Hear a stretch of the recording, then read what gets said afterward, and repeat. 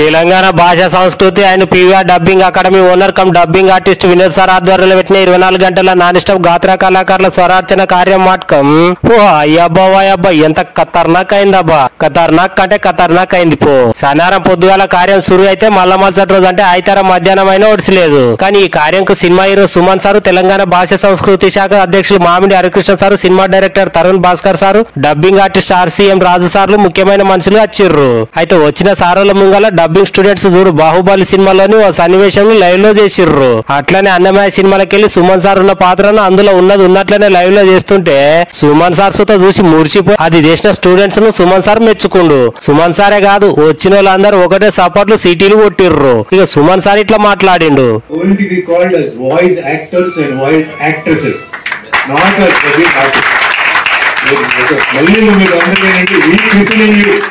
as voice actors because you are acting, you are not speaking as a speech laga kaadu, giving more inka meeru artist agada language teliyani vaadu vaste yadavadam teliyakapothe meeru edichi aa scene ni inka meeru entante emotional ga meeru పైకి తీసుకొస్తున్నారు. ఈ sir కంటే ముందుకిత మామిడి Harikrishna sir సుత ఇగో ఇట్లా మాట్లాడిండు.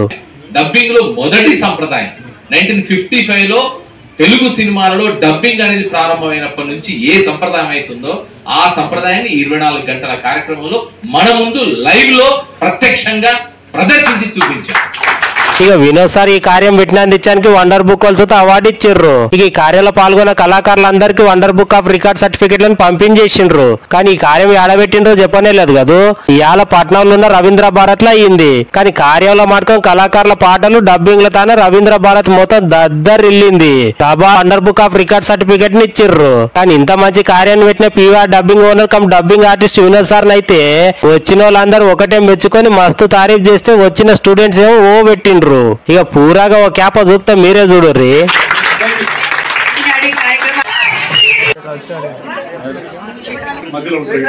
ఇక అంతా అయిపోయినాక ముఖ్యమైన మనుషులకు వచ్చిన సుమన్ సార్ ను, హరికృష్ణ సార్ ను, డైరెక్టర్ తరుణ్ భాస్కర్ సార్ ను, ఆర్సీఎం రాజు సార్లను చాల్వాలు కప్పి సన్మానం చేసిర్రు. ఇక వీళ్ళకే కాకుండా ఈ కార్యాన్ని పెట్టాలని చెప్పి నెల సంధి కష్టపడి ఇవాళ కార్యాన్ని గ్రాండ్ సక్సెస్ చేసిన PVR academy chairman cum dubbing artist Vinod sir ని సుత ఇట్లా పెద్ద పూలదండ నేసి సన్మానం చేసి సప్పట్లు కొట్టి సంతోషం పడ్డారు. ఈ కార్యంలో డబ్బింగ్ ఆర్టిస్టులే కాకుండా వివిధ రంగాల కళాకారుల ఇంటోళ్ళు పాల్గొన్నారు.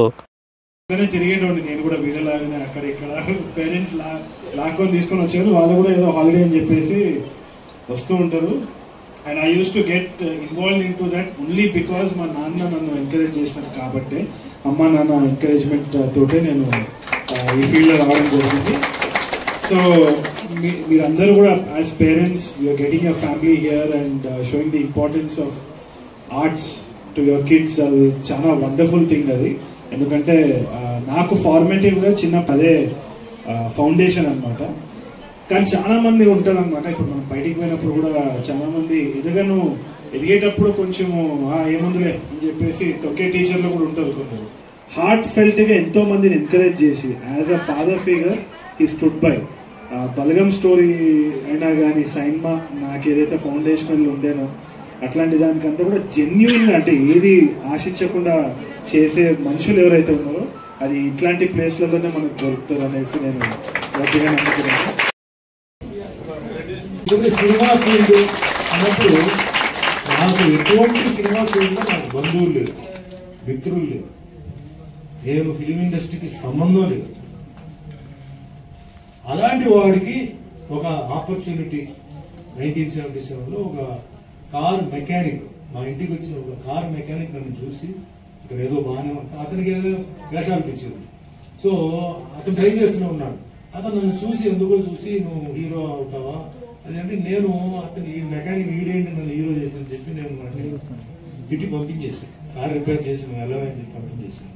అతను నేను లేనప్పుడు వచ్చి మా అమ్మగారి దగ్గర వచ్చి, అమ్మ నేను నా పేరు కిట్టు, అది గ్యారేజ్ ఉంది కానీ నాకు వేషాలు ఇచ్చేయండి, నేను మార్నింగ్ పని చేస్తాను, నైట్ యాక్ట్ చేస్తాను, లేకపోతే మార్నింగ్ యాక్ట్ చేస్తాను, నైట్ పని చేస్తాను, ఇట్లాంటివి చెప్పేసి ఇంతకు నీకేం కావాలంటే ఏం లేదు, సుమన్ చూడడానికి బాగా హ్యాండ్సమ్గా ఉన్నాడు, అప్పుడు హ్యాండ్సమ్గా ఉండేవాడు,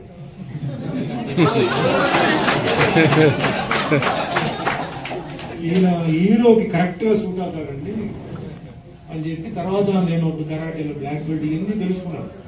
నాకు ఒక అవకాశం ఇవ్వండి, నేను తీసుకెళ్ళి ఒక ప్రొడ్యూసర్ డైరెక్టర్ పరిచయం చేయాలి, ఖచ్చితంగా ఆయన హీరో అవుతాడు అన్నాడు. మరి ఏం జోష్యం చెప్పాడు నాకు తెలియదు. Is not an astrologist, palmist, numerologist, ranging. I don't know what is the vision he had.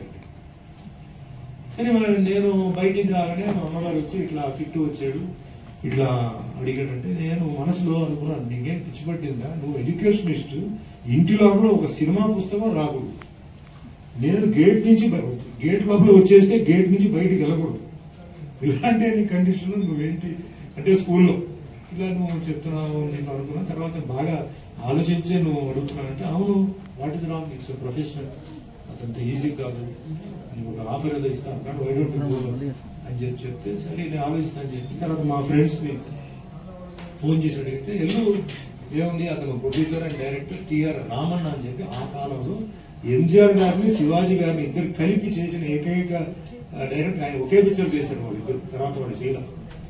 సరే ఓకే అని చెప్పి నెక్స్ట్ డే సరే వెళ్దాం అని చెప్పి వెళ్ళాను. వెళ్ళి నేను చూడంగానే నన్ను ఫస్ట్ చూడగానే యు ఆర్ మై హీరో అన్నాడు.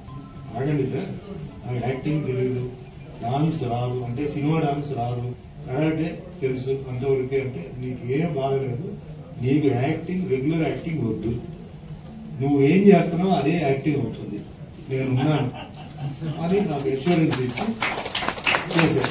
ఓకే బాగానే ఉంది అని చెప్పి నేను వచ్చాను. బయటకు వచ్చి నువ్వు ఆ కిట్టు చెప్పి రేపు అంటే ఎప్పుడు షూటింగ్ ఒక 1 month తర్వాత ఉంటుందేమో, ఫిలిం ఇన్స్టిట్యూట్కి వెళ్ళిపోయి కొంచెం బేసిక్స్ నేర్చుకుందాం అని చెప్పి అనుకున్నాను.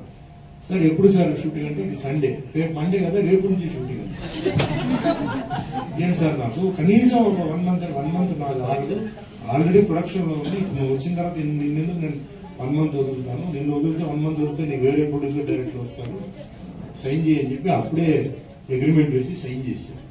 నాకు ఇచ్చింది 500 రూపీస్, అది వేరే విషయం. ఆ కాలంలో 78లో 78 సరే ఓకే సైన్ చేశాను. నెక్స్ట్ డే షూటింగ్కి వెళ్ళాను.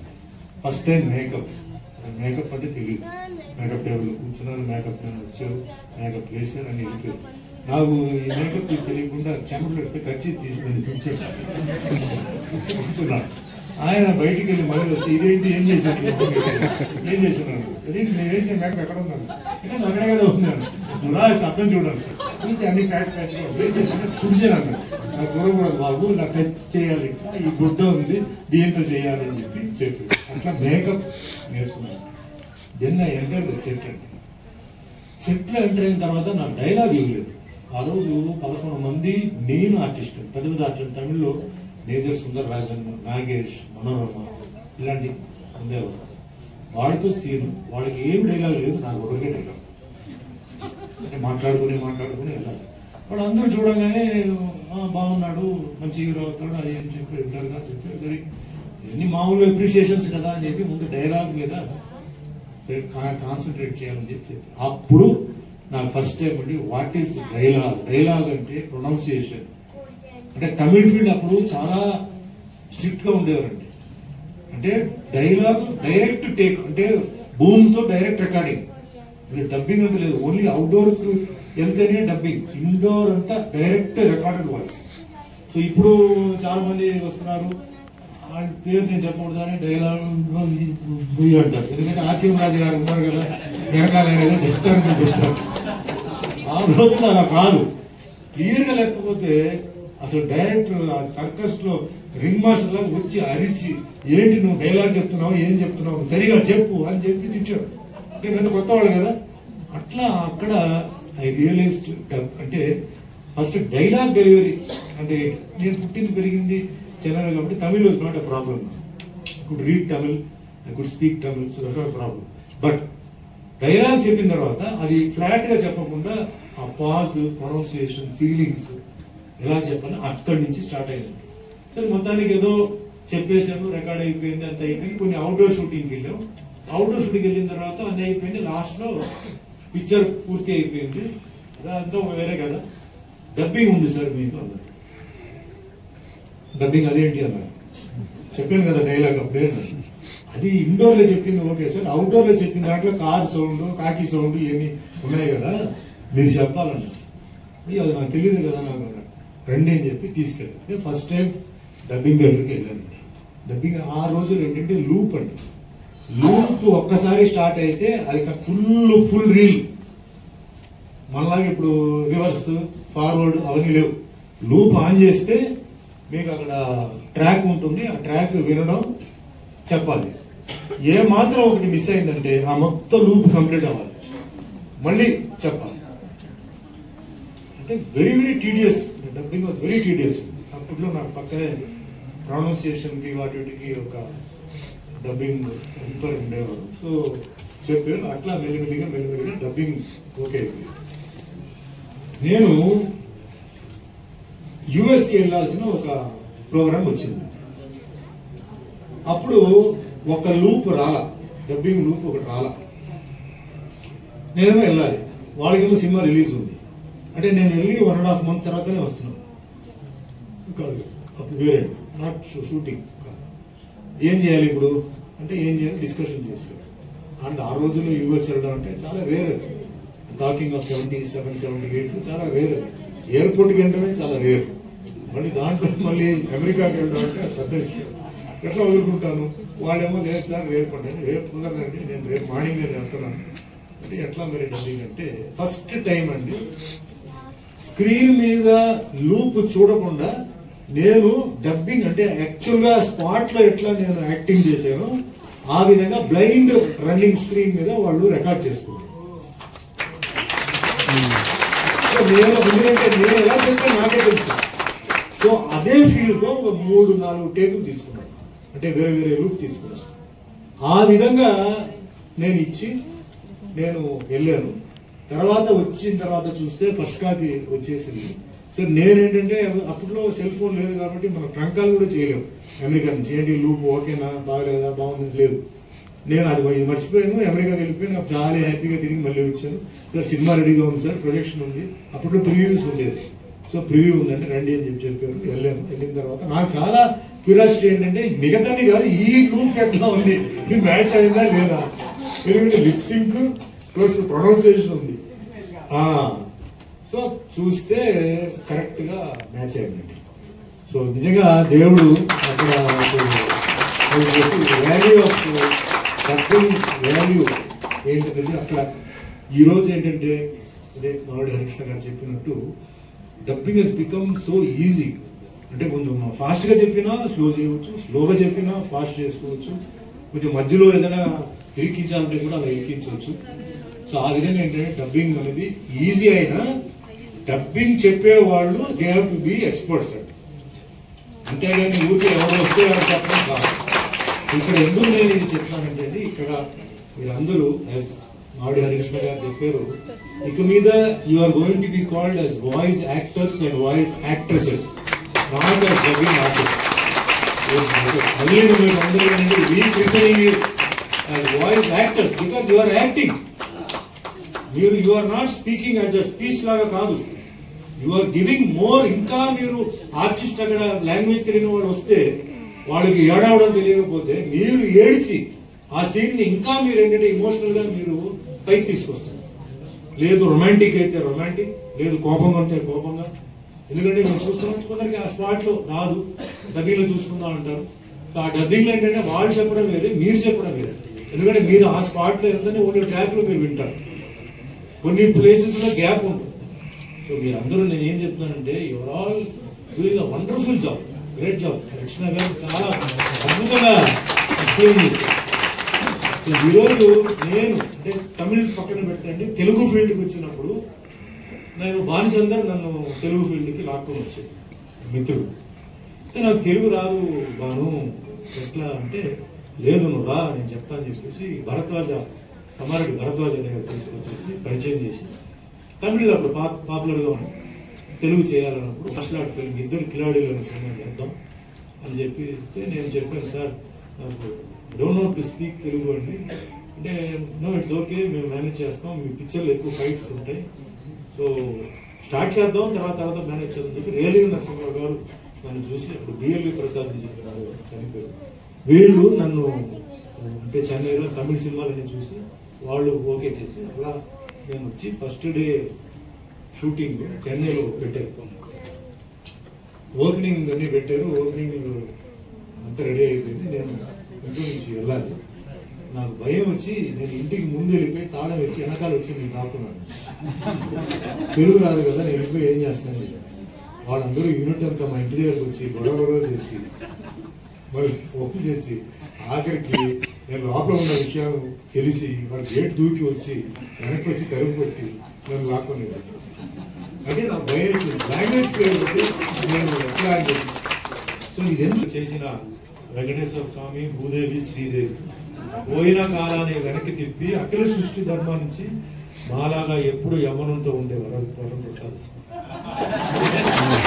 నాకు వాయిస్ ఇచ్చి అంటే అంతకుముందు లక్ష్మీకాంత్ చెప్పాను, but Sai Kumar voice shoot అయిన తర్వాత సాయి కుమార్ చాలా సినిమాలకి నాకు వాయిస్ ఇచ్చి తర్వాత ఆయన కన్నడ ఫీల్డ్కి బిజీ అయిన తర్వాత భయ్యా నేను చెప్పలేను, మీరు కొన్ని సినిమాలు నేను చెప్తాను అన్ని చెప్పలేని చెప్పిన తర్వాత ఆయన కన్నడకి వెళ్ళిపోయి అక్కడ ఆయన చాలా బిజీ అయ్యారు. సో మనస్ఫూర్తిగా సాయి కుమార్కి నేను మనస్ఫూర్తిగా నమస్కరిస్తున్నాను, ధన్యవాదాలు చెప్తున్నాను. ఎందుకంటే ఎంతో నాకు తర్వాత మంచి క్యారెక్టర్స్ వస్తున్నప్పుడు నేనే చెప్తున్నాను కాబట్టి దీనికి ఆయన చెప్తేనే కరెక్ట్ అండి. అంటే కొంచెం ఏజ్తో సంబంధించి వచ్చినప్పుడు కరెక్ట్ ఆయన మాడ్యులేషన్ చేసి చెప్తున్నాను. That is one of the reason. మొత్తం తెలుగు సినిమాకి యాక్షన్ ని ఒక డైనమిజం ని తీసుకొచ్చింది వారు. అది ఇంకా అంటే మిగతా యాక్షన్ సినిమాలు చాలా భానుచందర్ గారితో వచ్చిన సినిమాలు కానీ తర్వాత తరంగిణి నెక్స్ట్ ఇమ్మీడియట్ గా Tarangini cinema family drama, completely family drama. అది సూపర్ డూపర్ హిట్. అసలు 100 రోజులు అసలు మామూలుగా తరంగిణి దాంట్లో పాటలు కానీ మ్యూజికల్ హిట్, ఫ్యామిలీ డ్రామాగా హిట్ అట్లా వచ్చిన సినిమా. ఆ తర్వాత మంచి సినిమాలు, ఎంత మంచి సినిమా లాస్ట్ కి లాలు దర్వాజల శిఖర్ బోనాల పండుగ ఆ పాట లాంటి తెలంగాణ తత్వాన్ని చెప్పగలిగిన ఆ సినిమాకి కూడా మొండిమొగుడు పెంకిపెల్ల ఆ సినిమాలో కూడా ఆయన ఆ విధంగా అద్భుతంగా నటించారు.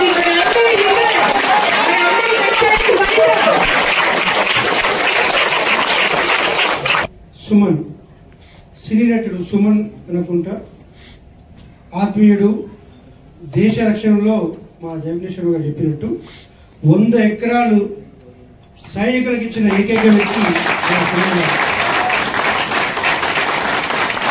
ఎకరాలు అంటే ఈరోజు దాదాపు ఒక 500 కోట్ల రూపాయలు వారి దగ్గర ఉండొచ్చు. ఒక విషయం 500 కోట్ల రూపాయలు వారి దగ్గర ఉండాలి. అలాంటిది దానం చేసిన మహానుభావుడు, మంచి మనిషి.